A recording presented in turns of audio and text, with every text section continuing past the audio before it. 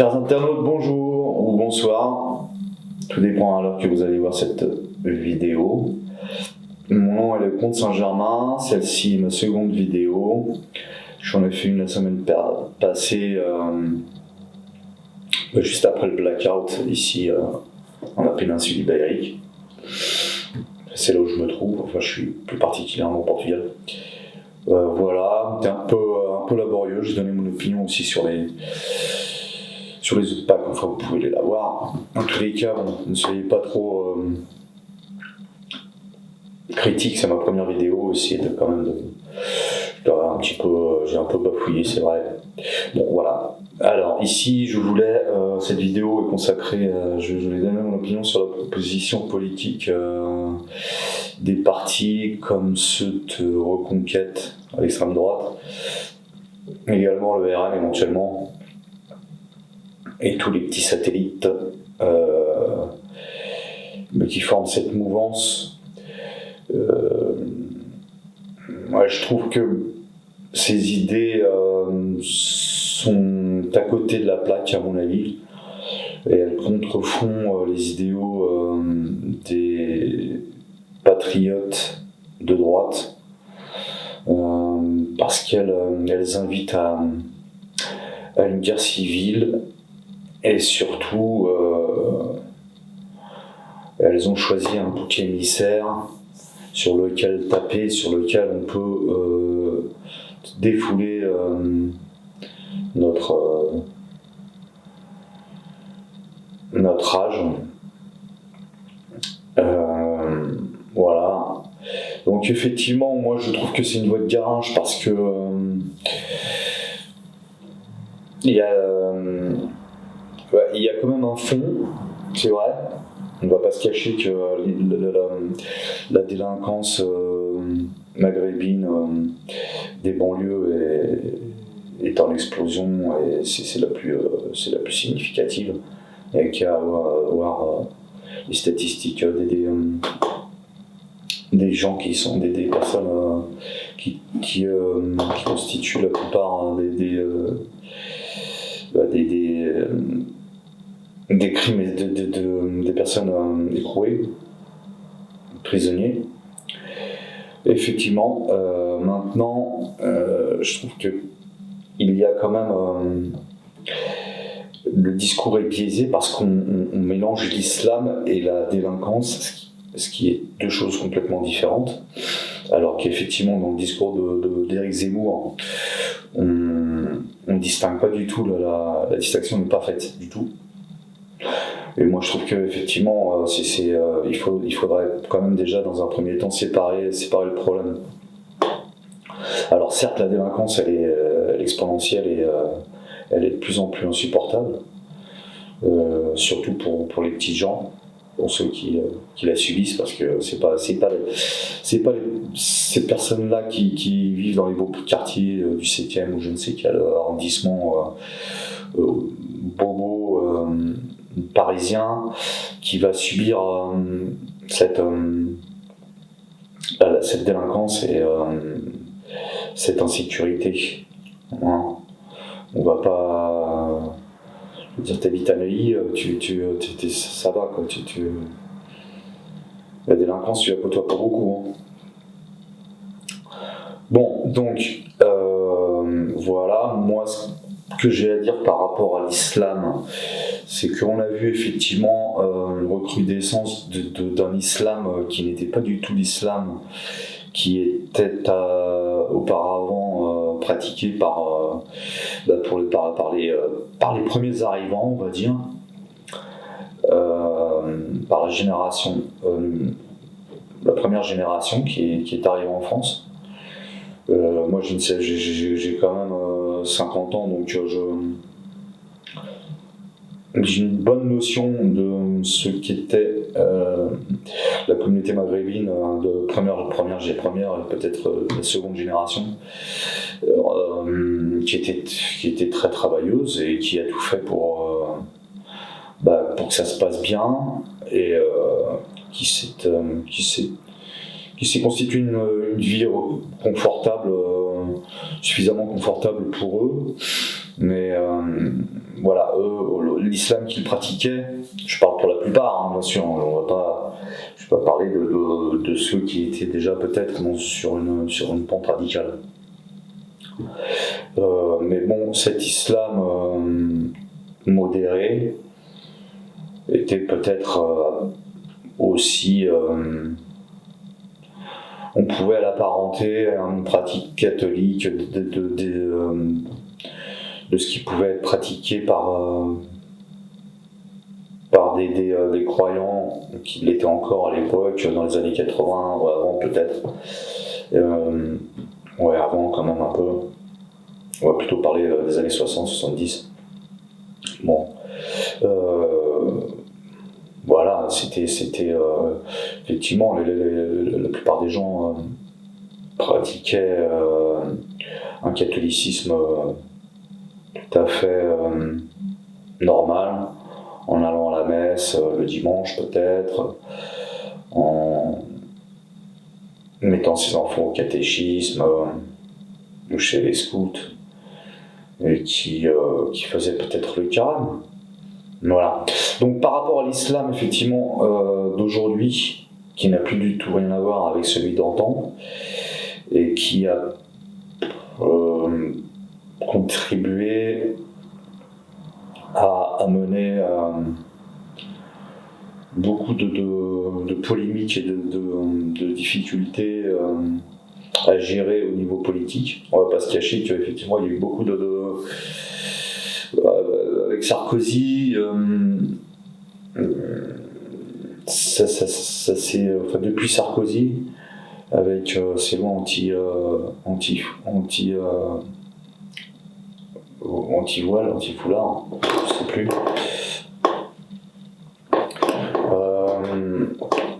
Moi je trouve qu'il y a une certaine hypocrisie des partis politiques qui ont favorisé quand même beaucoup l'introduction, l'installation de cette mouvance spirituelle qui est le salafisme, qui je pense devrait être, qui n'a rien à faire dans des pays comme les républiques occidentales, car elle n'est effectivement pas compatible avec celle-ci. En tous les cas en France, parce que bon, en Angleterre c'est quand même un cas particulier. Les Anglais n'ont pas du tout la notion de laïcité. Bon, ça c'est une question que je ne vais pas traiter ici, mais effectivement c'est un cas particulier. Mais donc ce salafisme a quand même beaucoup été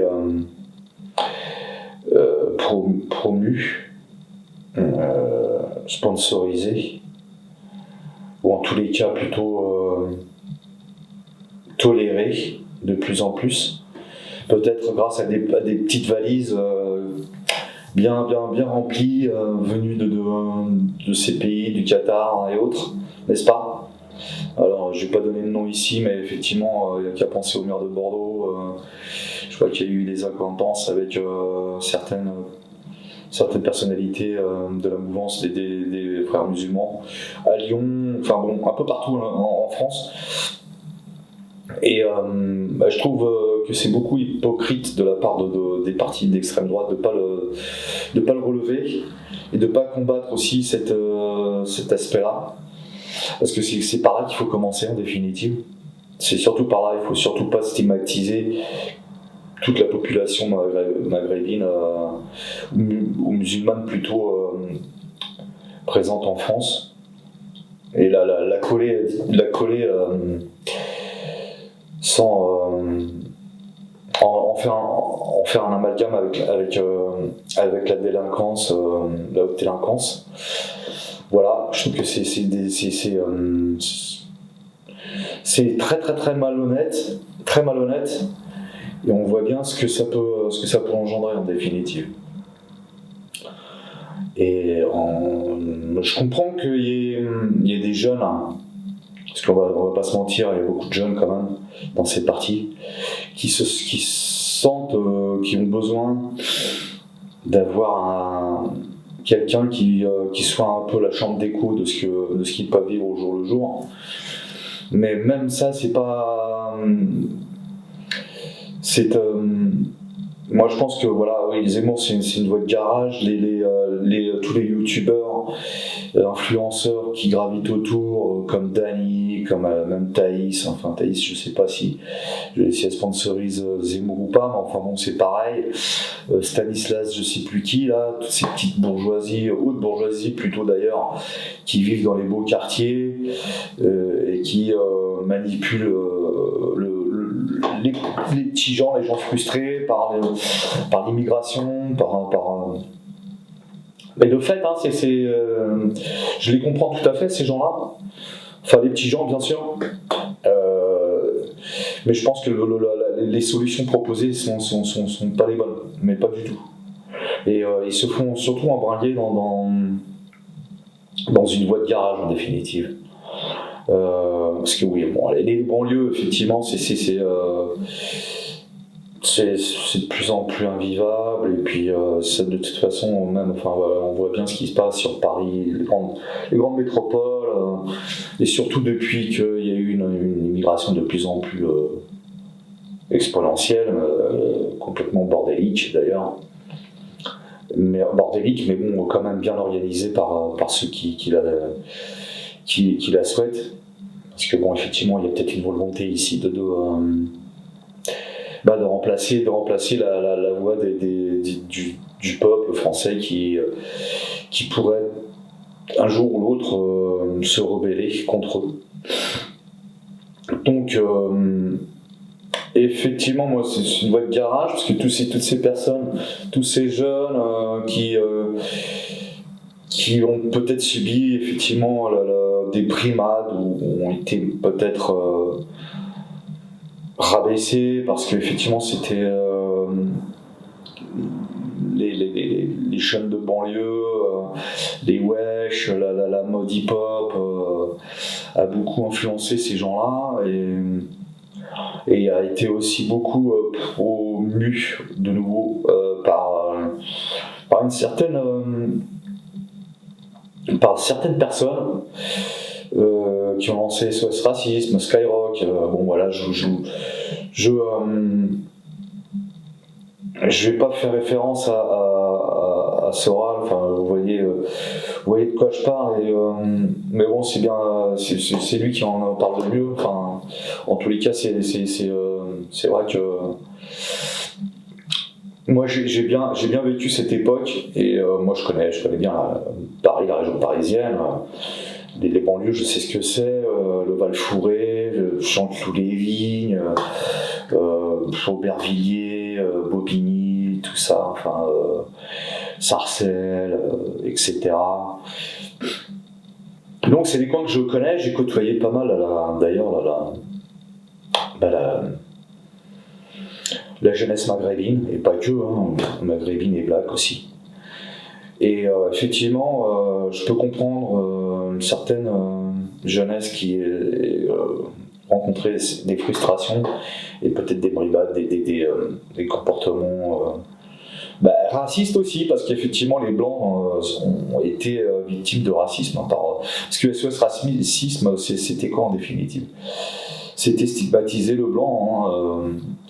Moi, je pense pas que la population française ait vraiment eu besoin d'être vaccinée contre le racisme, comme d'avoir des piqûres de rappel.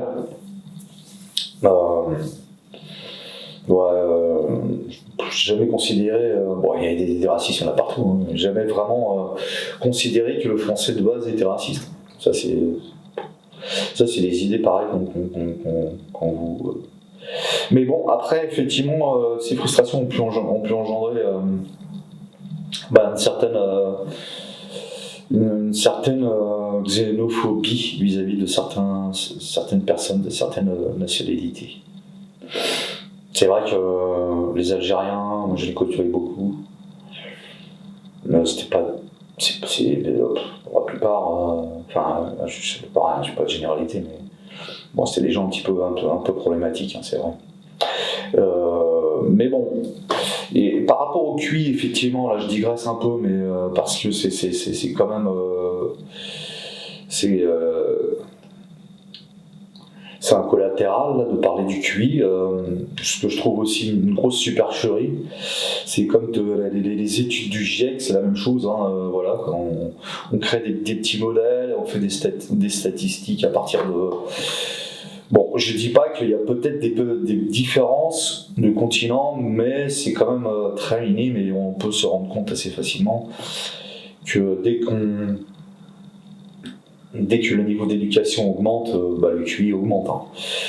Un peu partout. Donc, moi, je travaille dans l'ingénierie informatique, mais bon, c'est facile de constater qu'il y a beaucoup de Maghrébins et ils sont excellents. C'est de très bons analystes, très bons mathématiciens aussi.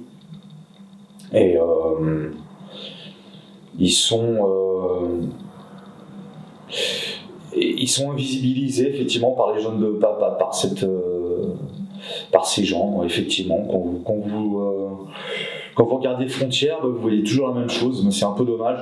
C'est vrai qu'il faut quand même le faire, d'aller dans les banlieues, de montrer ce que c'est, de voir quand même ce côté-là. Mais il y a aussi l'autre côté, il faudrait peut-être aussi avoir le courage de le faire. D'aller interviewer un panel de gens intégrés, très bien intégrés d'ailleurs. Donc oui, moi le QI, voilà ce que j'en pense, hein. C'est comme les études du GIEC, quoi. On prend des stats et puis on les tord et puis on fait dire un peu ce qu'on veut, quoi. Ça c'est mon avis. J'ai jamais vraiment pris le temps de me plonger dans la littérature justement qui parle du QI, mais bon là je me base surtout sur mon expérience, sur mon vécu. Et vraiment, mais bon, à mon âge, j'ai peut-être quand même suffisamment d'expérience pour pouvoir donner mon opinion là-dessus. Voilà, c'est mon opinion, c'est tout. Alors voilà, ouais, tous ces petits marquis de droite, les influenceurs, ils gèrent leur petite boutique, hein, je comprends tout à fait. Hein. Mais bon, voilà, c'est leur petit cheptel de incel qui leur rince bien le cerveau, pas que aussi, hein, parce que bon, faut bien qu'ils mangent, hein, ces petits influenceurs, hein, faut bien les. Et donc, c'est ça, ce que je voulais dire. Mais par rapport aux propositions qui peuvent être alternatives, moi je pense que Asselineau est quelqu'un de suffisamment sérieux et qui a montré quand même qu'il avait quand même souvent raison. Et son programme politique a l'air tout à fait solide et tout à fait salutaire pour remettre la France sur les rails et ne laisser personne sur le côté. Parce que bon, reconquête, etc., ce qu'ils veulent, c'est créer du conflit, et le conflit, ça mène à quoi? Ça mène à encore plus de violence, alors que bon, ce problème-là devrait être traité avec sévérité, avec les moyens dont dispose la France et sa justice, si elle se réveillait un petit peu et qu'elle appliquait vraiment la loi. Voilà, quoi, je pense qu'il y aurait un bon coup de ménage à faire, et ça, il suffirait de le faire tout simplement, hein, parce que même là, on voit avec Retailleau, rien n'est faire, hein, c'est que du blabla. Déjà avec Darmanin, c'était la même chose. Donc, on voit bien que ces gens-là ne veulent pas du tout changer quoi que ce soit. Ils font de la communication, c'est tout. Donc oui, les propositions alternatives, je pense qu'Acelino, c'est quelqu'un de sérieux et qui ferait un très bon président. Il est beaucoup critiqué quelquefois par ce qu'il semblerait, par son manque de virilité ou son manque de virilité, alors que moi je trouve pas. Je trouve que justement sa posture, sa façon de dans ses vidéos, ses contenus, sa façon de traiter les problèmes et les analyser, c'est tout à fait pertinent et très, très viril, bien au contraire, je pense. Sinon, il y a bien Philippot aussi, mais bon, c'est pareil. Philippot, il nous voit un petit peu entre anti-Europe, anti-Europe et anti-vax. Il a surfé pas mal sur l'anti-vax. Mais bon, c'est quelqu'un aussi qui a le mérite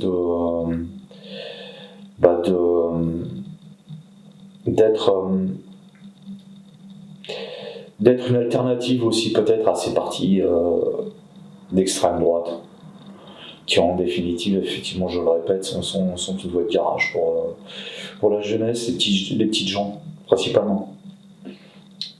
Donc voilà.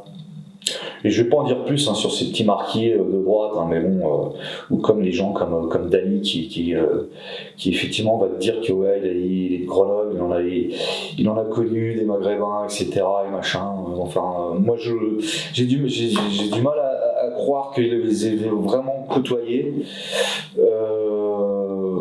En tous les cas, qu'il en ait côtoyé suffisamment pour faire la part des choses. Mais après, effectivement, s'il a toujours subi cette immigration au niveau de Grenoble, et je comprends sa frustration, je comprends aussi sa position. Mais bon, après, avec le temps, il faut quand même relativiser les choses, et comme je l'ai dit, séparer l'islam de la délinquance. Mais il faut traiter effectivement l'islam radical et la mettre hors la loi et d'appliquer les lois françaises, les lois sur la laïcité, pour vider l'abcès et traiter le problème. Après, l'immigration, la délinquance aussi, c'est traité aussi. Ça devrait être ça. Il y a d'autres, il y a tout un arsenal juridique pour le faire. Voilà. Enfin bon. Là, voilà, c'est ce que je voulais, c'est l'opinion que je voulais vous transmettre. Donc je sais pas, je vais poster cette vidéo bientôt. Je vais vous laisser un lien aussi. J'ai une petite nouvelle que j'ai écrite. Je l'ai mis en vente sur Amazon pour ceux qui ont des liseuses. J'ai pas opté pour l'édition parce que bon, c'est une petite nouvelle. Là, j'ai d'autres écrits en cours. Mais je voulais juste me lancer cette petite nouvelle pour savoir si elle pouvait trouver son public. En tous les cas, voilà, je vous la recommande. Si vous pouvez faire cet effort de l'acheter et de me donner votre opinion, je laisserai le lien en description. Voilà, dans les commentaires. Écoutez, je vous dis à bientôt et restez braves, la tête haute, et ne vous laissez pas embringuer par des personnes qui ont peut-être de bien mauvais plans pour le pays et pour vous principalement. Voilà. Allez.